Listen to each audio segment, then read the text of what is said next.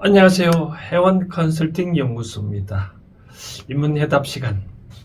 아, 오늘 좀 이런 얘기를 해보겠습니다. 인문해답. 저는 원래 인문해답이 사람들이 물으니 회원이가 답한다는데 누구는 또 이런 식으로 얘기를 하더라고요. 인문학 요즘 유명하잖아요. 인문학으로 물으니 인문학에 대한 또 뭐 인문학으로 삶에 대해서 인문학으로 물으니 지혜로 답을 한다. 뭐 그런 식으로 뭐 풀이하는 사람도 있는데 뭐 좋습니다. 뭐 어떤 식으로 받아들이든 뭐 저는 삶에 대해서 여러분들이 질문을 하면 인문학적으로 저는 답을 한다가 어쩌면 맞을 것 같습니다. 사람들이 이 삶에 대해서 물으니 인문학적으로 답을 한다. 오늘 내용을 보니 누구나 다 가정마다 부모들이 속내 자식들 때문에 제대로 행동을 하지 못하는 그런 아픔에 대해서 질문이 올라왔네요. 많이 공통적인 일 수도 있을 것 같습니다. 먼저 읽어드린다면 반갑습니다. 제가 이혼을 하면 아이들에게 악영향이 될까요?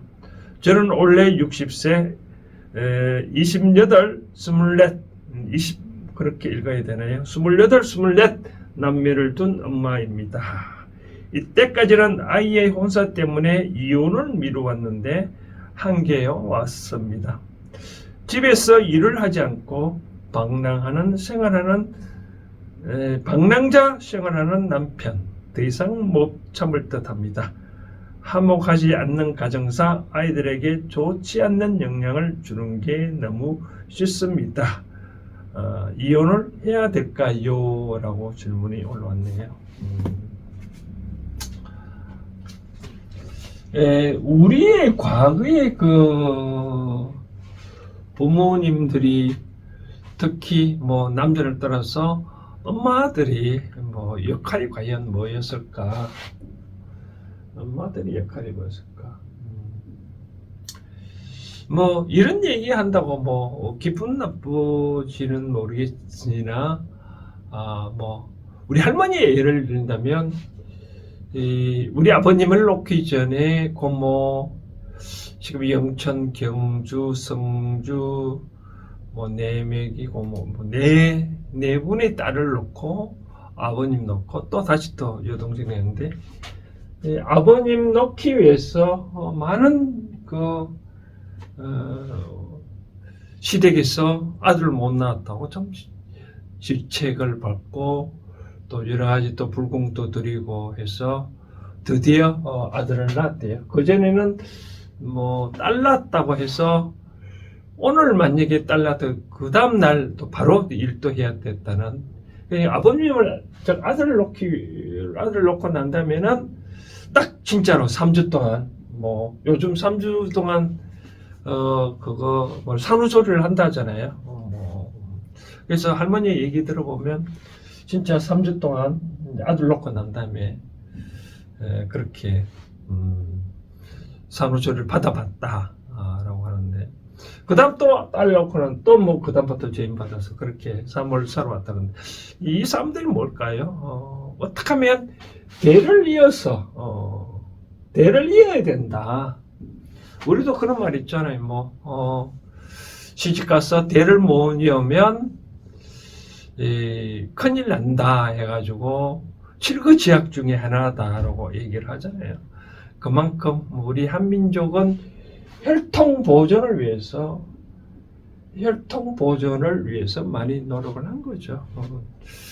그래서 이제 뭐 그런 말 있잖아요. 또 노래도 아버님이 날 낳으시고 어머님이 날 기르셨다라는 또 노래도 있다시피 그 어떤 애를 낳은 거에 대해서 이 애에 대해서 시조, 씨앗 뭐 등등의 기르는 책임은 궁극적으로는 엄마가 날 기르지만 궁극적으로는 양육의 책임은 시댁에 있는 거죠, 그렇죠? 시댁에 있는 거죠. 바로 대를 이어줘야 되는 어머의 역할은 대를 잇는 거였죠, 그렇죠? 그러다 보니까 시집 가면 그 집안에 뭐 귀신이 되어라라고 하는데. 그런데 이제 요즘 시대는 또 많이 변했잖아요. 뭐 요즘 딸 하나만 논다든지, 뭐 딸 둘이 낳았다, 뭐 더 이상 안 논다든지, 이제 시대가 바뀌시니까 꼭 뭐 대를 안 이었다 해서 뭐 이혼을 한다든지 그러지는 않잖아요. 뭐 그리고 또 하나 가장 중요한 거는 이런 것 같아요. 뭐 과거에는 왜 그 집 귀신이 되어라 해도 할 수밖에 없는 거는 다들 못 살았잖아요, 그렇죠? 근데 입을 하나 더 있다면 우리가 식구라 하잖아요, 식구란 말이 이 밥집자거든요. 밥을 먹는 입.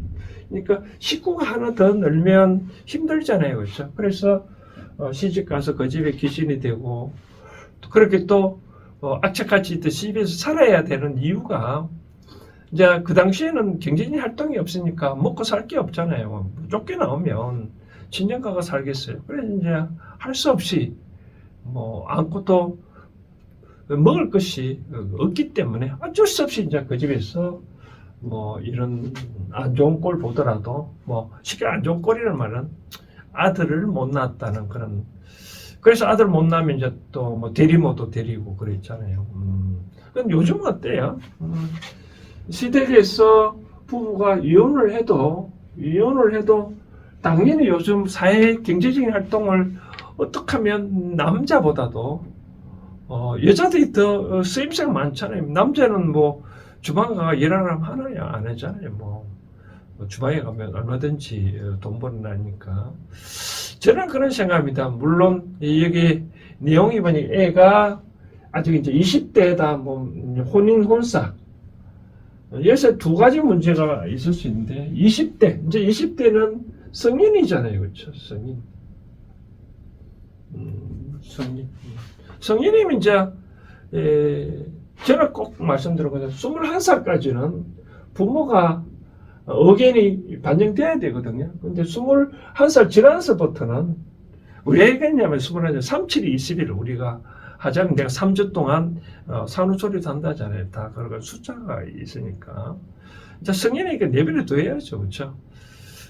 그렇기 때문에 미성년자가 있다 그러면 그래도 또 모르겠지만 이제 성년이 됐다면 성년은 지가 알아서 성장해 가야지 뭐 부모가 이렇게 관여할 건 아니고 또 부모가 자식이 또 사회생활 하다가 또 뭐 여러 가지 궁금한 것이 물어보면 대답을 할 수 있는 자문 역할을 하는 것뿐이지 자신을 위해서 내 삶이 좀 틀리게 산다 그건 안 좋거든요.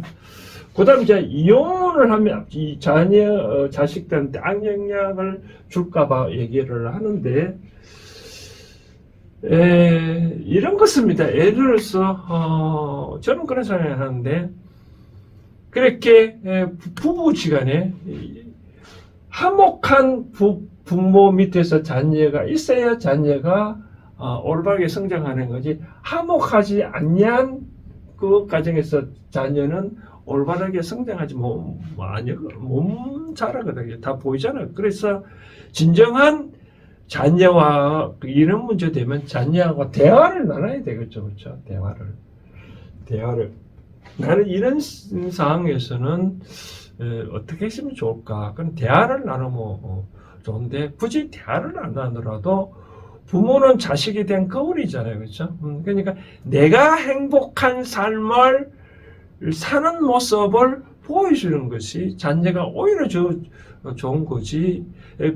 또 상대가 또 불행한 모습을 살고 있다 그러면 자녀는 불행한 모습 그걸 보고 성장하면 또 안 좋거든요. 반대로 생각해서 이제 부모니까 미래 이제 자녀가 이런 삶을 당처 같은 질문자 같은 삶을 산다. 그럼 어떻게 하겠어요? 당연히 헤어지라고 하지 않을까요? 저는 이런 말입니다. 모든 것은 역할이라고 있는 거거든요. 역할. 하나만 예를 든다면 뭐 스티브 잡스를 보면 그런 말을 했잖아요. 부모가 자기 이렇게 성공했는데 스티브 잡스는 양육으로 컸잖아요. 그렇죠? 그러니까 생물학적으로 아버지 엄마를 찾지 않냐니까 뭐 나를 버린 부모를 찾지 않냐니까 스티브 잡스 그분은 생물학적으로 부모뿐이지 나에게는 부모는 아니지 않느냐. 진정한 부모는 내가 이 집까지 오게까지 길러준 부모거든요. 그분이 나의 부모지 엄마 아버지 생물학적으로는 무슨 의미가 있느냐. 요즘 또 많잖아요. 뭐 예를 들어서 뭐 인공수정해서 내가 뭐 예를 들어서 남자의 거시기 정자를 뭐 은행에 맡겨두는데 그걸 해서 내가 그에 대해서 다 책임을 져야 되나요? 그렇지는 않잖아요. 이 말 뜻은 뭐냐면 상대가 부모라면 또 남편이라면 그런 어떤 역할을 해야 부모고 남편이죠. 우리가 회사 직장도 마찬가지로 회사가 사장은 뭐예요? 내가 일할 만큼 돈을 주잖아요. 내가 일할 만큼 돈을 안 주는다면 내가 일하는데 그 월급 안 준다면 사장인 거예요. 아니면 내가 나오잖아요. 그럼 미련스럽게 있으면 다른 사람 바보라고 하지 않을까요? 마찬가지로 만약에 극단적으로 남편이 그렇게 방랑자 아무 역할도 안 하면 이미 남편이고 또 아이 입장에서는 부모가 아니잖아요. 그렇죠? 그러면 부모도 아닌데 부모로 한다든지 또 뭐 남편도 아닌데 남편이에요. 이혼이라는 있을 수는 없는 거죠. 그래서 저는 이하 생각하건데 이와 같은 이혼에도 아무 문제 없다라고 말씀을 드리고 싶고 아이한테 오히려 좋은 영향을 줬으면 좋지 나쁜 영향은 주는 건 아니다. 내가 엄마로서 아빠로서 행복한 삶을 살아가는 모습 그게 더 중요한 거지. 이 사활에 픽직도 못 먹고 이렇게 희비하이 있으면 더 자식 마음이 안 좋거든요. 그리고 이혼도 그렇습니다. 뭐 요즘 세상에 결혼이라는 제도가 있잖아요. 그렇죠? 결혼이라는 제도 있으니까 굳이 법적으로 상대가 이혼은 나는 그렇게 하는데 내 자신은 이혼을 하려고 하지 말고 상대방을 위해서 이혼을 해주라 하듯이 상대방이 아직도 이혼을 뭐 원치 않는다면 그런 내버려 두고 뭐 별거를 해서 결혼 행동을 하면 되는 거죠. 나중에 별거해서 상대방이 뭐 변했다. 또 그 당시에는 나중에 3년이든 뭐 10년이든 와서 삶을 합치자. 그러면 우리가 처음에 우리 말씀 보듯이 당신이 어떻게 삶이 변했느냐 를 보고 나를 얼마만큼 부양할 수 있느냐 다 설명해보고 또 상담을 해보고 말 섞어보고 이제 말이 개가 천선되면 이제 또 살림을 합치면 되는 거고 또 보고 또 여전히 그런 꼬라지라 그러면 당연히 이제 굳이 합칠 필요 없는 거죠. 뭐 별거하고 이혼하고 니는 네 삶대로 네 살아라. 나는 내 삶 살겠다. 오히려 그런 것이 더 도와주거든. 내가 이런 꼴인데 내가 그렇게 하니 상대방은 방랑자고 술꾼이라고 그런 일을 항상 하고 있거든요. 오늘 또 점심시간 이런 대목이 있는데 어떤 부부가 술을 참 잘 마신대요.